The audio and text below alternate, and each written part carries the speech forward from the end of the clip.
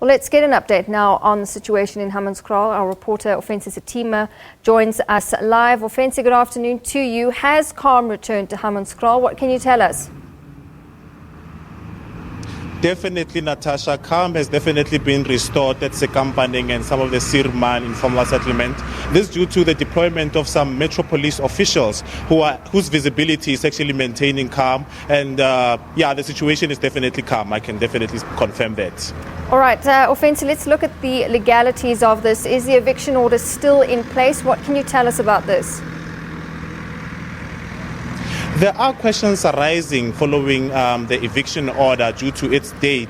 If you can remember, as I mentioned earlier, the eviction order is dated 2014.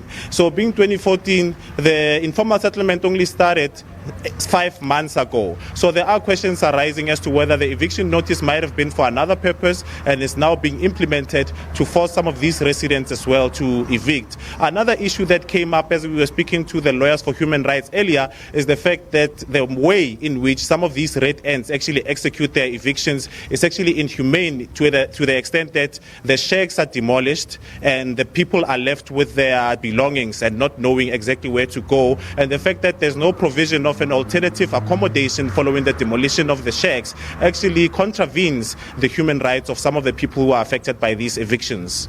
All right, Ofentse, you mentioned there that you spoke with lawyers for human rights, and we know that this afternoon there's the meeting between various officials.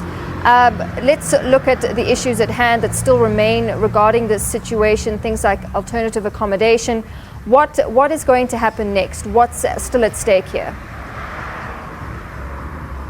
Currently, we spoke to the city of Tshwane, and what they told us is that the issue of alternative accommodation should not be raised because the people were actually occupying the land illegally. And when people are occupying a land illegally, they're supposed to be removed without the provision of any alternative accommodation. But now there's a contrast, because when you speak to the lawyers for human rights, what they explain is that if someone occupies a place for more than 2 days, then they have to be provided with alternative accommodation. But going forward, the police have offered to provide protection to some of the residents from any eviction until an official resolution has been found to the impasse.